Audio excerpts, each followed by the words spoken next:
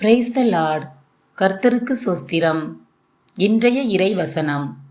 நீங்கள் ஒன்றுக்கும் கவலைப்படாமல் எல்லாவற்றையும் குறித்து உங்கள் விண்ணப்பங்களை சோஸ்திரத்தோடே கூடிய ஜெபத்தினாலும் வேண்டுதலினாலும் தேவனுக்கு தெரியப்படுத்துங்கள். பிலிப்பியர் 4:6. அன்பான சகோதர சகோதரிகளே, இந்த வசனம் நாம் வாழ்க்கையில் சந்திக்கும் எத்தகைய சிரமங்களாக இருந்தாலும் கவலைப்படாமல் எதற்கும் தேவனை நம்பி பிரார்த்திக்க வேண்டும் என்று அறிவுறுத்துகிறது. கவலை என்பது நம் மனதை சிதறடிக்கக்கூடிய ஒன்று. ஆனால் நாம் அதனை தேவனின் கரங்களில் ஒப்படைக்கும்போது அவர் நமக்கு உற்ற உதவியாக இருப்பார். ஜெபம் என்பது தேவனோடு பேசும் நேரடி வாய்ப்பு.